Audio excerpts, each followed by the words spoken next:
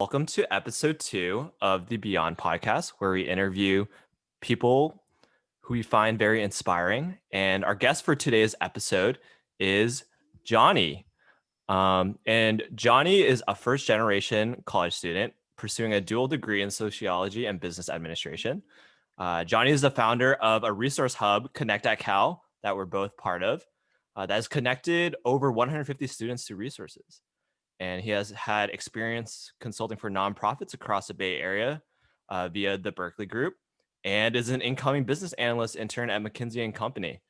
And he's also the chief of staff for the office of the president for ASUC. So without further ado, welcome, Johnny. How are Thank you doing? you. Thank you, Ethan, for inviting me. I am doing well. I mean, finals just finished, so I'm very excited to have Yeah. it over with.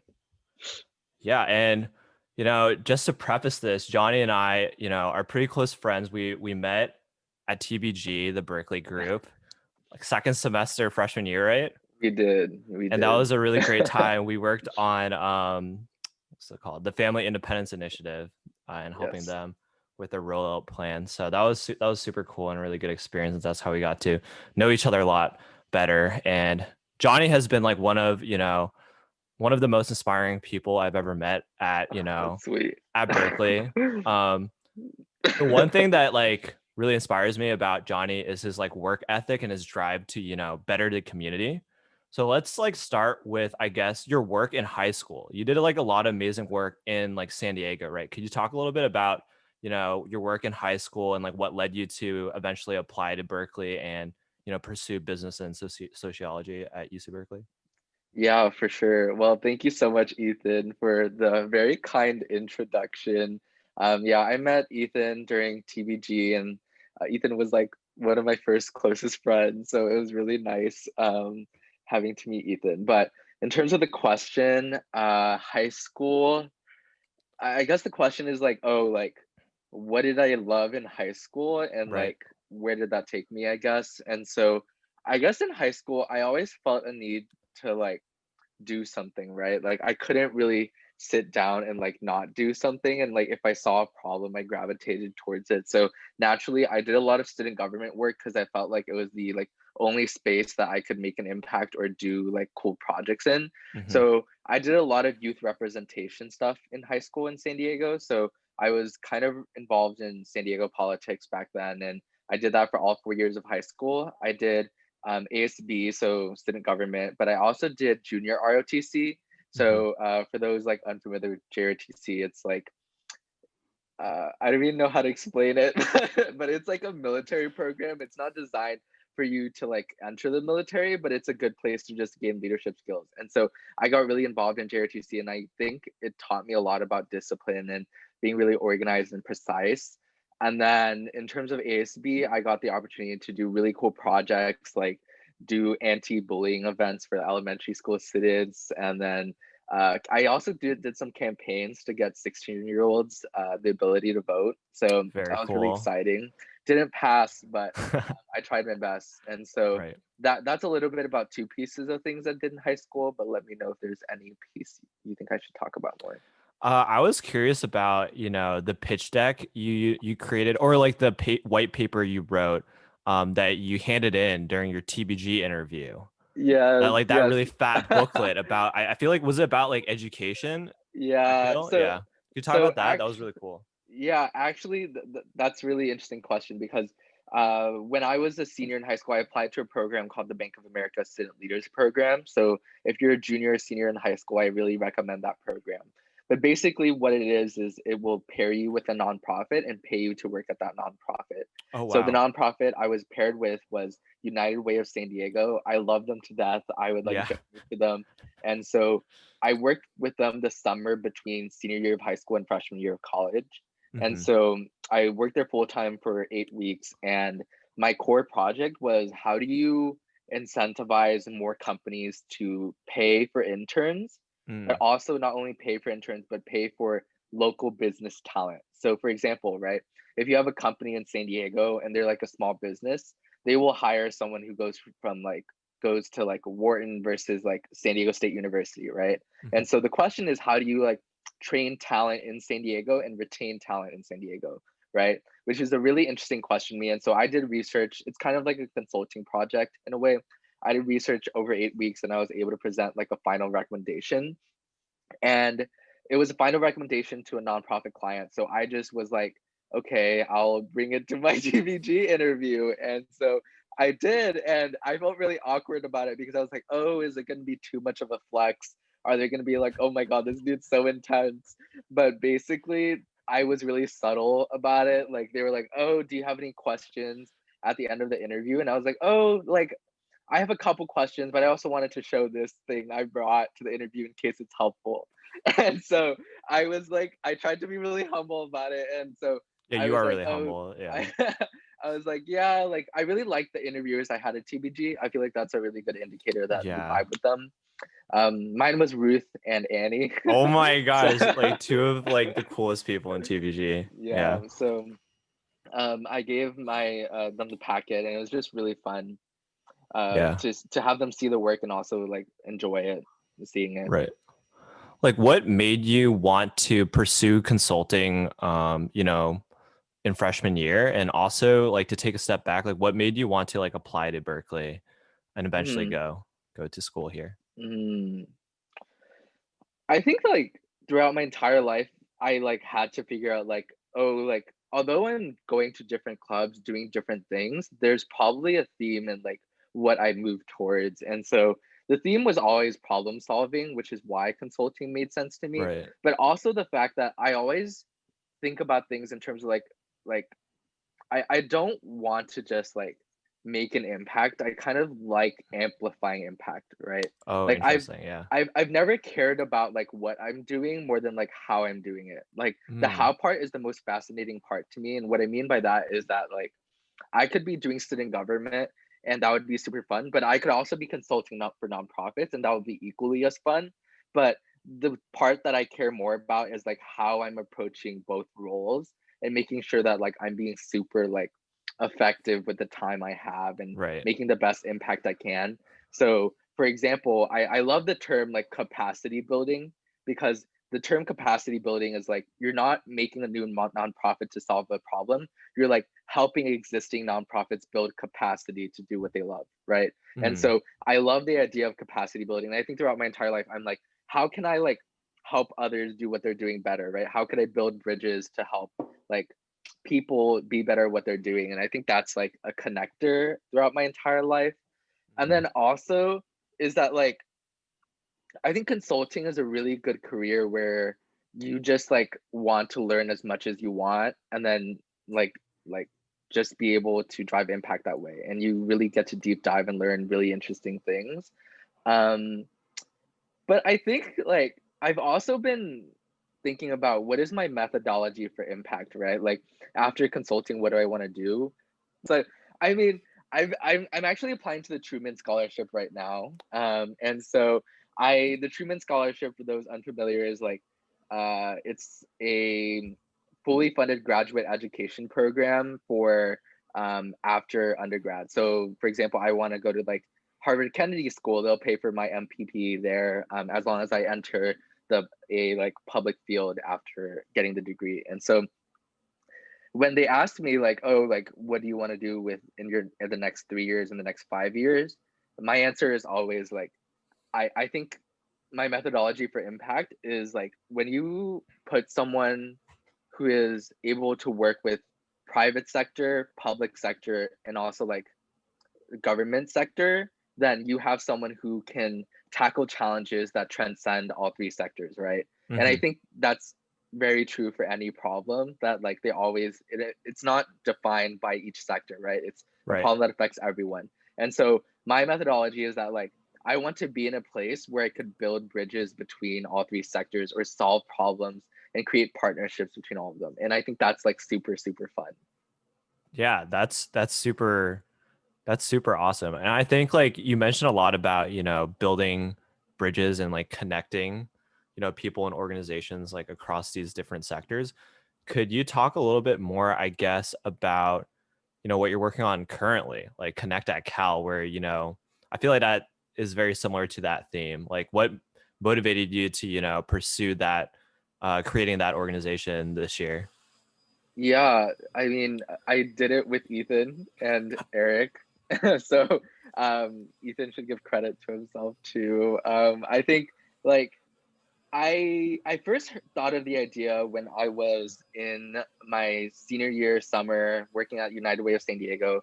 And at United Way of San Diego, one of the things they taught me was like, okay, let's look at the data. Let's look at what we're doing now. How many years is it going to take for us to solve the problem? And so United Way was trying to solve like child literacy, right? How could we get everyone in San Diego reading at grade level? And when you look at the data of how many people they're helping now, it will take them at least 120 years before they get everyone reading at grade level, which is not a Wow. sustainable model, right? And Right. so what that taught me was it's not just about running these programs, it's about like scaling them and figuring out partnerships to scale and amplify that impact. And so Mm. United Way was always about like, oh, how could we get like the private sector in on this and incentivize kids more? And how could we get all these partners together and like building a coalition about it? And so basically United Way, one of United Way's like products or services was called 211. And so you could call 211 with any problem and they'll manage a case and give you resources. Right. And so 211 is able to be a central hub for any calls in all of San Diego. And when they get data where lots of people are calling in a certain area when they are food insecure, don't have food, then they like to investigate like, oh, what is the root cause of like this spike in food insecurity cases in this one community? And then one example, they were able to discover that like a local food store that like everyone relied on closed down and now they couldn't get food basically. And they were able to Right. lobby with the city and get a food program running there. And so that's like an example of like what I wanted to bring at Berkeley. And it's also the fact Makes that sense. Berkeley is so complicated. Like Yeah. it's terrible. And so I was like, okay, what if you bring all the student like requests in one place and students could go to one place and ask any questions. And that's what I wanted to create at Berkeley Mm. with Ethan and Eric. And we were able to do that, I think. But I think the challenge is that lots of campus administration like probably don't think that's the ideal way of approaching it. And so we've been trying to still push through. Yeah, I honestly like you came up with the idea, I think, like right after we consulted together in TBG, right? I forget like Mm-hmm. the exact like timeline, but Mm-hmm. I remember you sharing me that idea at like Famous Bow. Shout out Yeah. Famous Bow. And They're closed now, by the way. they're closed now, rip. But yeah, that was like one of like the best conversations I've had with you because it was something that, I struggled with going into Berkeley. Like going to Berkeley, there's so many like different websites you have to navigate and so many different like, different things you have to like go through to like figure out like your path. And I feel like Berkeley does a good job of like, creating all these resources, but it's really hard to like find them, to be honest. And I think like, us tackling that issue is like really important. I Um, agree. I don't know. I feel like especially during a pandemic, it's even like worse for freshmen now. Like finding that club, that passion, that community in a virtual Yeah. environment is even harder. So Yeah. yeah. And you see that in the cases we get, right? Like Right. you can read some of the cases we get and I'm just like, oh my God, that's so like hard and rough and like I wish we could help them more. Yeah. And it's like it gets kind of like emotional in the sense that like I feel like for both of us, like we've been at Berkeley for, some time, for like 2.5 years.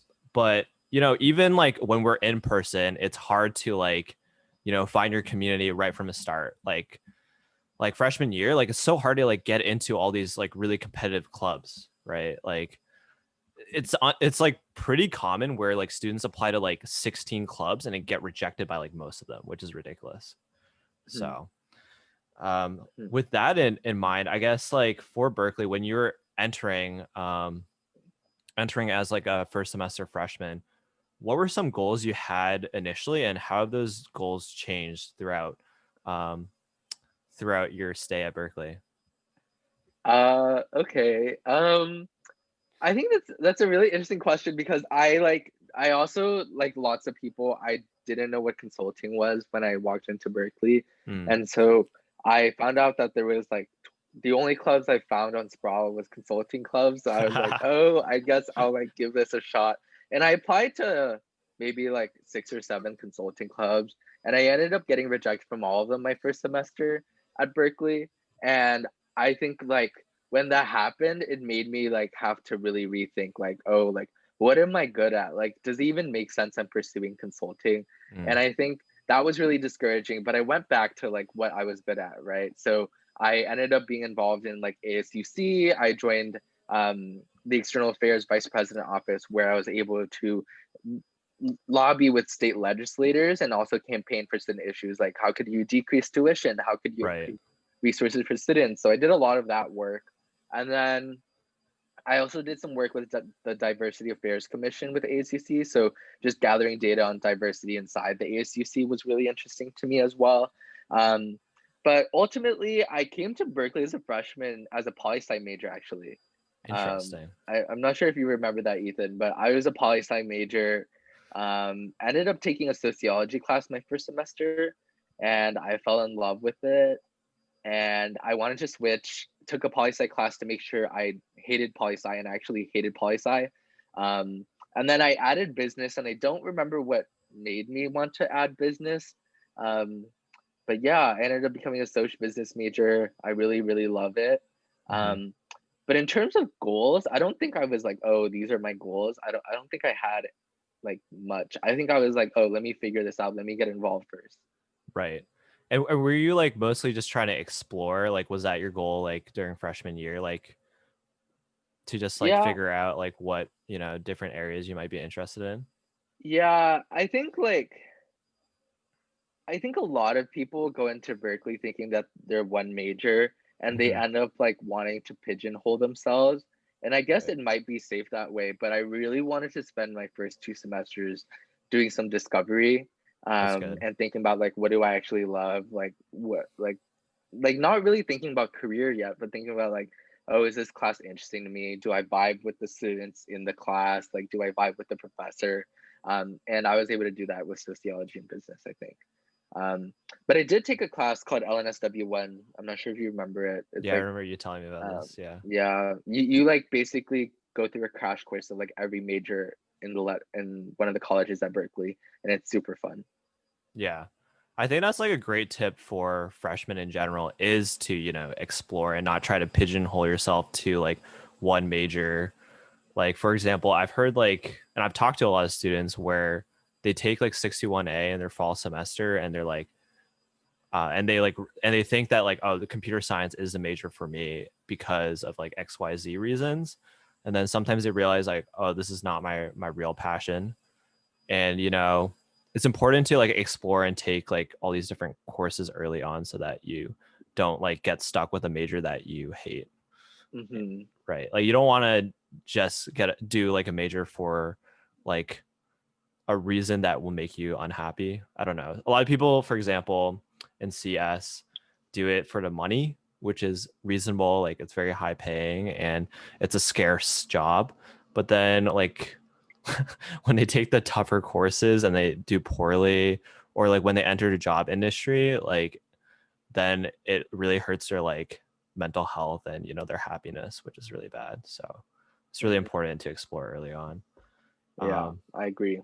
yeah, and I'm glad like you knew about that like in freshman year, which is pretty great. Like how were you exposed to um did you just do that out of whim, like to just Um, explore, or did you talk to people, like no. how did you come to that decision of exploring Y- and all that? Yeah, I think that's a really good question because like it takes like a not everyone also has the privilege of exploring. Like I want to note that like Hmm. I think Yeah.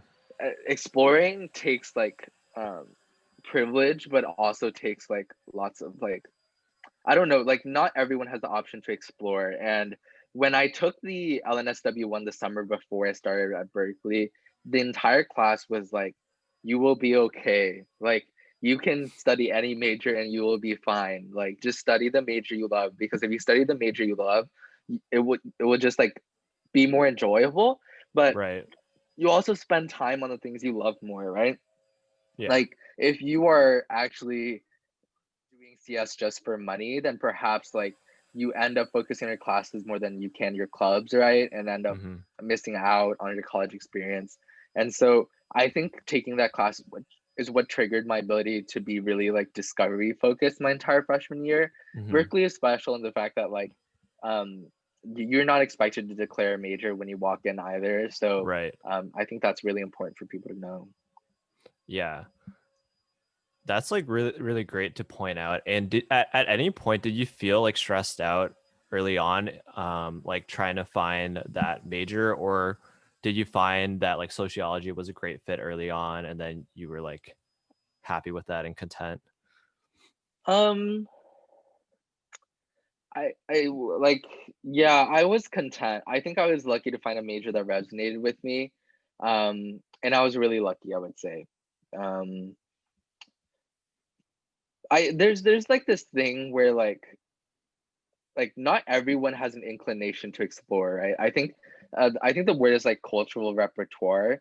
Like not everyone has the cultural repertoire to like want to explore, and people are Hmm. like, oh, it's just better to have a decision and work that way. And I think that's also a valid path.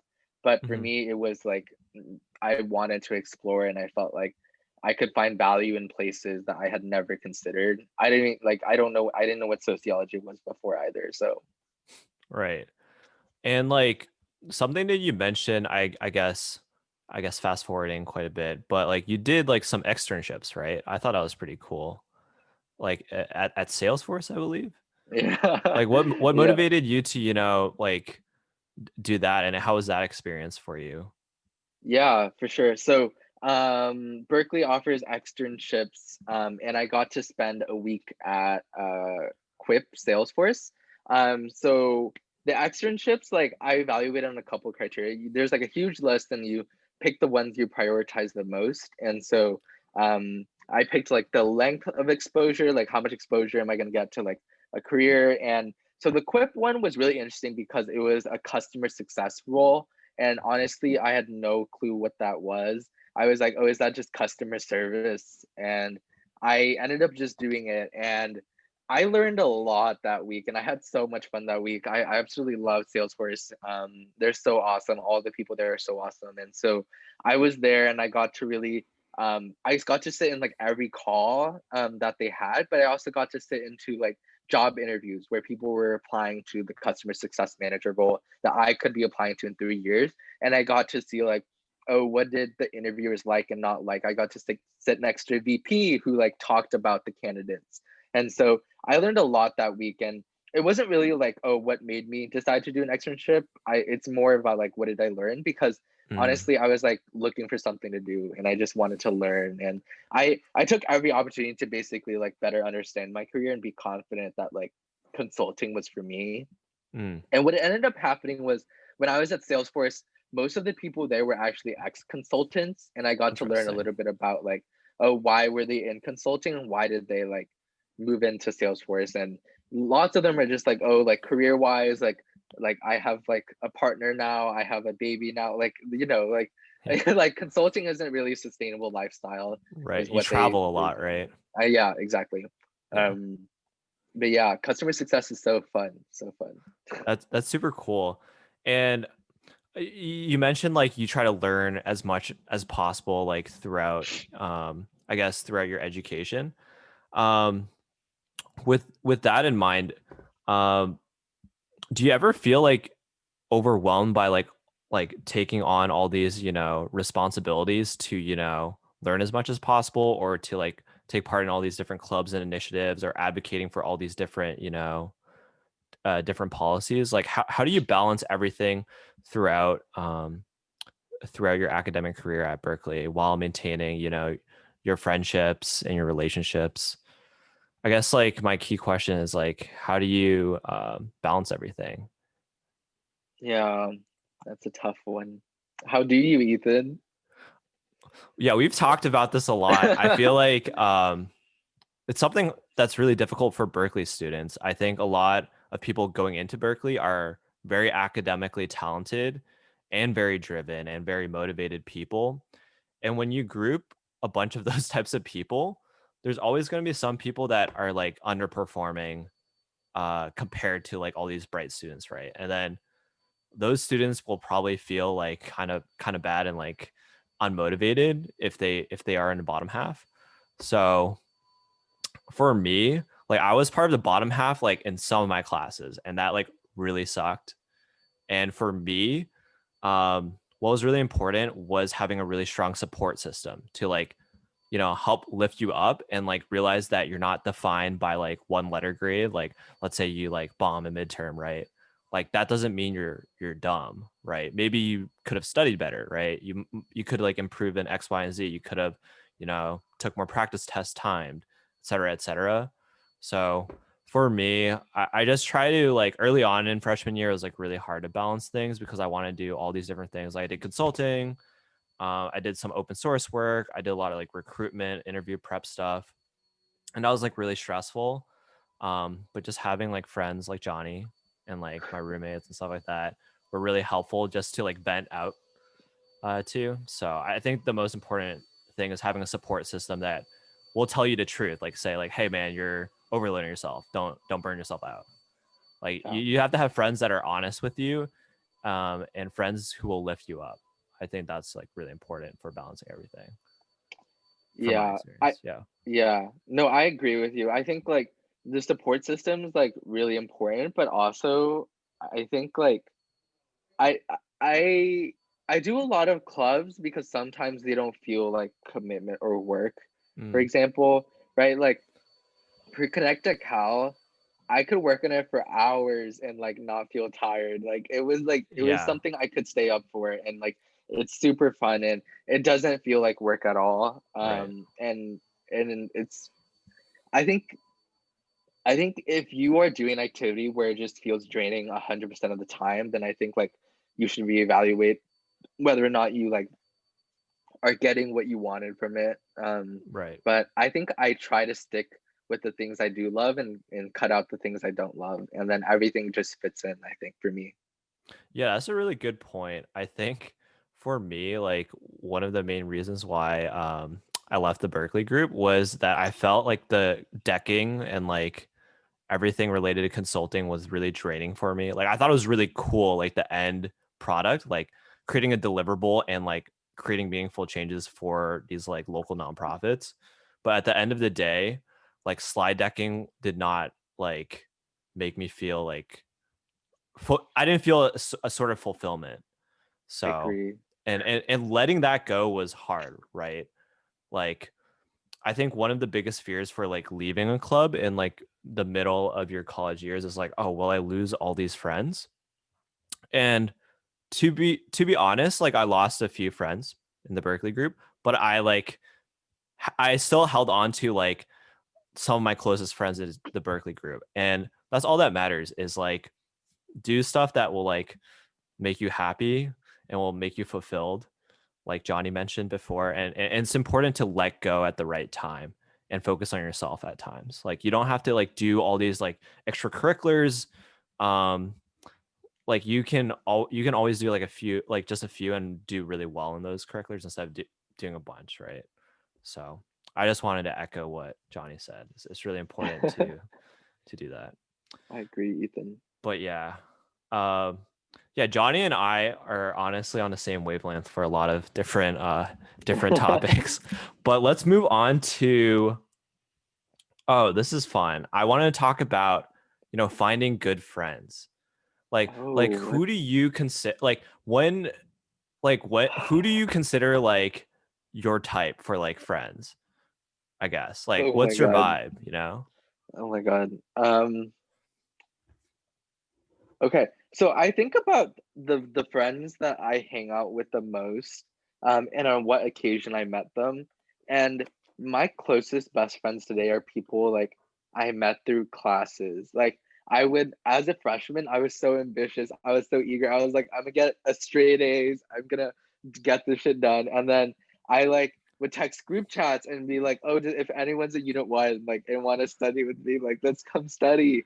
And so I have these two friends who like showed up and like when I first met them, I was like, oh, we would never be like long-term friends. And I hang out with them like almost like all the time now to this day through classes. And so I think that like, to be honest, like a lot of my friends, like somehow we just like suffered together, and then suddenly like we're always friends now. We're like forever friends, like after some like class or something. And so I guess that's like one way I've gotten a lot of my friends. But if you're talking about like, oh, how can I tell this is like someone I'm gonna be hanging out with a lot? Honestly, like how much fun are you having? Like how much energy are you getting from it? I think that's really important. Like when I talk to Ethan, I always like think of new ideas, have a lot of energy. So Sweet. Yeah, I just wanted to echo that same point. Like, three of my closest friends I met in my first semester at Berkeley taking Greek civilization of all the courses that you could take at Berkeley. And we just like really vibe together. And we all come from really different backgrounds. Like one of my friends, he's like a first generation college student. And then like my other friend is from like the like north side of California. Like every like all like it was really weird like how we became really good friends. But you know, it sometimes just clicks. And honestly, one thing I want to recommend to like every student, regardless of like your year, is to like talk to the people like near you. I guess it's not possible virtually, but like we met, but like I just talked to this like random this one of my random friends in Greek Civ, and then we hit it off, and then another person joined in, and another person joined in, and that was our friend group, and we're still like oh, really that's close cute. friends. So I think it's important to like talk to the people around you in discussion. Like I know it's like kind of awkward. Like sometimes you're like, I don't want to talk and put myself out there, but you might meet someone like really cool. And sometimes it's worth taking that risk. The worst thing that can happen is that they never talk to you again, which is fine because that would have happened anyways if you didn't talk to them. Hmm, So I I think agree. it's really important to put yourself out there, even if like you're more on an introverted side, because you might meet someone who like might be your intellectual soulmate, as Professor Dan Garcia says in 61A. Okay, But interesting. yeah, and I think like good friends it makes everything easier for studying, as Johnny mentioned, and like doing well in classes. Um, let's move on to, I guess, another topic, I guess a little bit related to that, but at Berkeley, it's very tough in terms of courses. I know Johnny and I were talking before the podcast about like us taking finals recently, and it's like it's tough.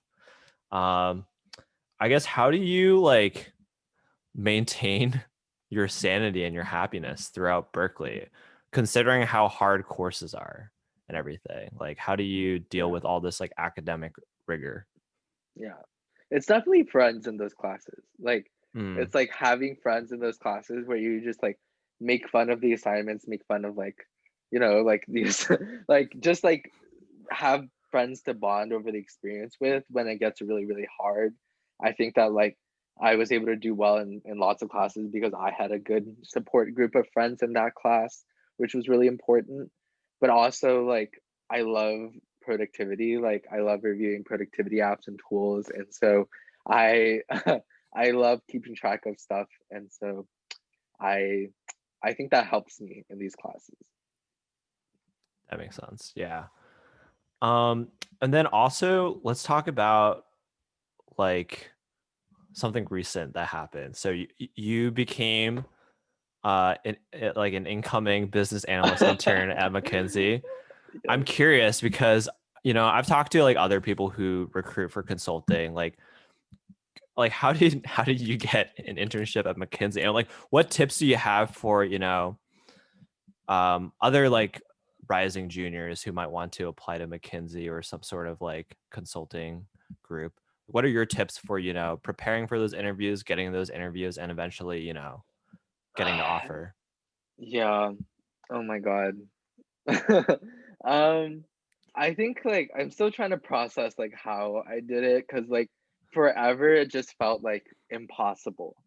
Like it just like because like everyone like glorifies it and like talks about like it's like out of reach and how it's like impossible to get. And I think like it just felt really like hard throughout the entire recruitment process.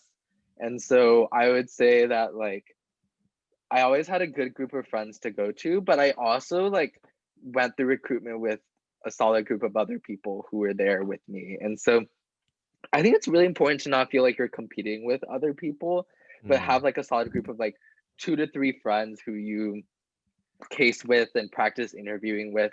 And those are people who will like call you when you get offers and like celebrate with you whenever they get a chance. And so I think I had that group of friends who were there with me. And also thinking about like, I guess that's tip number one. Tip number two is like find your motivation and like make sure it's resilient, right? Like, because like again, like if I was doing this for money, like that would be very hard for me to do 2 cases a day for like 2 months, right? right. Like that would be very hard if it was for the money. But my like motivation has always been the same, right? It's like I'm gonna go there and I'm gonna learn and then I'm gonna make an impact. Like that never changed. And I think Mm, that gave me energy to like go through the entire process and do it pretty well. But also number three is like I actually met a lot of people from all of the firms, and I actually like I don't think networking paid off that much in terms of like yeah, I don't think it paid off that much, but I think it helped me learn like who are the types of people at these firms, and like do I like vibe with them basically. And so yeah. I think that's a big thing. But also, tip number four is like use the resources you have around you. I think there's like it's definitely a cultural competency to like know that you should be asking people for help, because I know there are lots of like cultures, I guess, where like you aren't taught to ask for help. Rather, it's like That's interesting. Yeah. disincentivized or discouraged to ask for help, right? And I think at Berkeley, when you're recruiting, like you should ask for help, even if it feels uncomfortable. I agree with that. And it's very similar for like any other industry, like outside of consulting too. Like for software engineering, I think the most effective way to study is to do like mock interviews with your other friends on like a whiteboard and like walk through like a complicated like programming example. So yeah, I think that's a really important point is like don't be afraid of asking for help. Like your friends are your friends for a reason. Like they're more than willing to help you most likely. So yeah. I I mean like also I'm like a huge like business nerd. Like I I love reading business strategy articles. Like Mm, tell like I'm just a nerd for that stuff, and I think it helped me. yeah. And did you ever feel like any sort of competition within like your friend group at all? Like since I assume that you're applying to the same positions like at like McKinsey, Bain, or like BCG, Yeah, right? like I would be lying if someone told me that they got an interview at like a really good firm that I didn't get an interview for. Like I would be sad, but Right. like I would also like have to I should be celebrating it for them, right? Right. Like it's a huge thing, and you don't want to rain on anyone's parade. But I think the competition might be there, but that doesn't mean that like you should be helping each other out, but also hanging out with each other and teaching each other things. And I recruited with Amita. She's super cool. She's also in TBG. And we both got McKinsey offers, and like I'm not sure if I was supposed okay, but we both got offers, and I we like it was just so fun to recruit with her. Like we would like text each other like before our interviews, after our interviews, like the day before we'd be like, "Are you ready?" And like we had our like recruiting timelines on the same day, so That's how. it was so fun, so fun.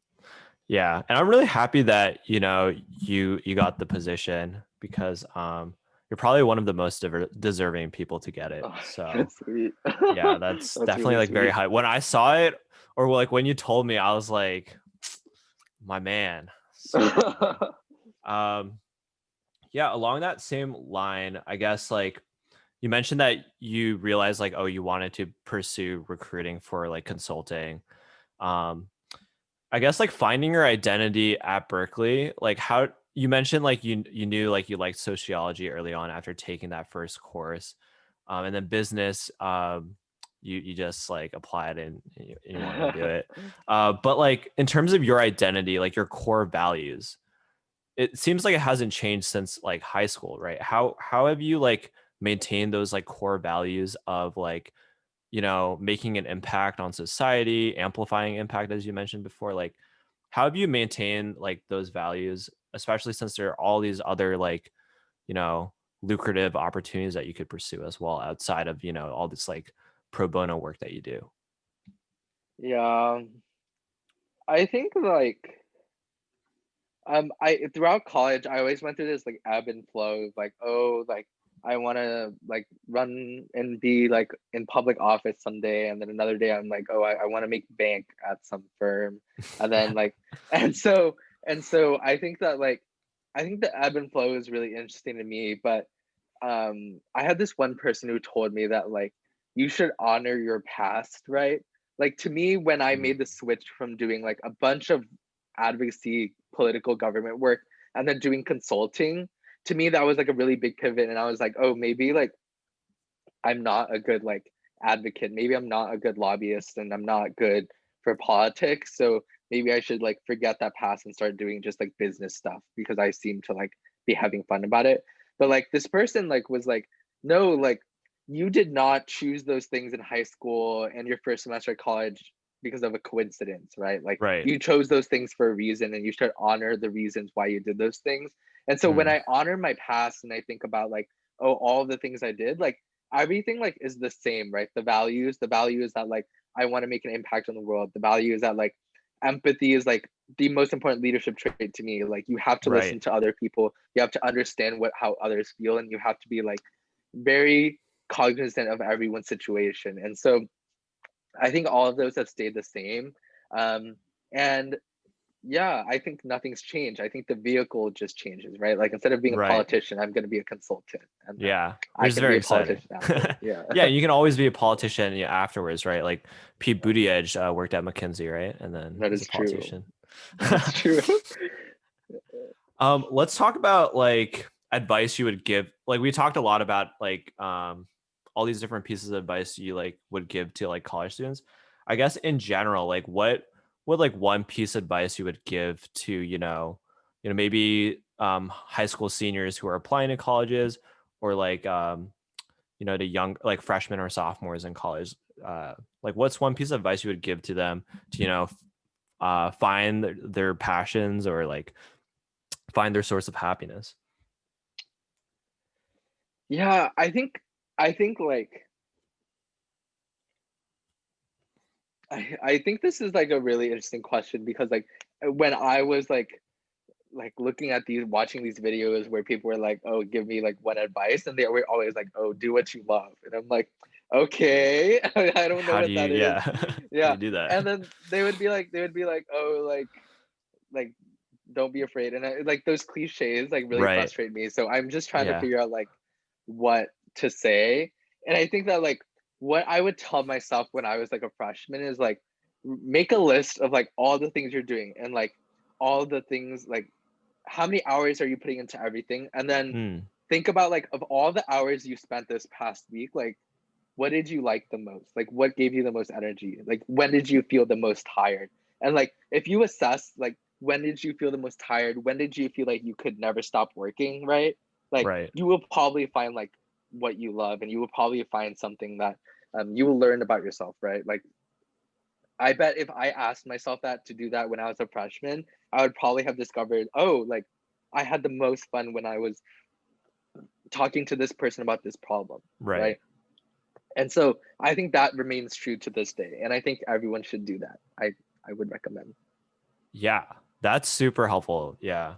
I wish I did that in freshman year, but I've recently noticed that like I've started journaling now, and it's been really helpful just to like figure out like what parts of the day like make you like a little bit sad, and like what Yeah, parts of the day like you feel like a lot of happiness and joy.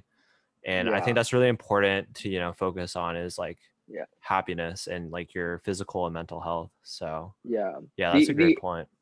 the 80/20 rule is like also really big here, right? Oh yeah, but Like oh yeah, could you explain what that means to our so viewers? like basically like it's this phenomenon where like in the context of your life, what it is that like 20% of my time on something is producing 80% of like my happiness, Right. versus like 80% of my time is going to something and it's only producing 20% of my happiness. And Yeah. so you have to figure out what is going to give you like the 80% of your happiness. Like you like Yeah. that 20% of your hour, Like, Right. think about how to do that more often to get 80% of your happiness. Yeah, that's a great point that you made. Like someone mentioned that to me too. I was like, makes sense. Very cool. Do you learn that in Haas or did you No, just no, I didn't learn that in yeah. Haas. Anyways, yeah, that's a great great place to, wrap everything up. I just want to say like thank you to Johnny for being such a wonderful guest and shedding some wisdom from all his So glad. experiences, working with all these different shareholders Oh my at God. Berkeley, outside of Berkeley, globally. So I'm super grateful to have Johnny on this podcast and to have him as a friend. But I did want to like share one last story that I think is really funny. So Johnny and like our first conversation together was at this meet and greet Oh my for the God. Berkeley Group, and we talked about a lot of interesting things. But the first thing we talked about was anime, and like I think that's the first time I realized like, wow, this guy's super cool, and we're gonna be like great friends. So sometimes you have to go with your gut when you're meeting people. You're like, Oh hey, my God. let's talk about what we Yeah. really want to talk about. Yeah. And it was a full circle because we talked about your name and I was like, I'm never Oh gonna yeah, watch this movie. I'm never gonna watch this movie. I don't remember your what name's it is. amazing. And then 1 year later, I watched your name on a plane, and then I'm like, oh my God, it was so good, Best Ethan. movie ever. Yeah.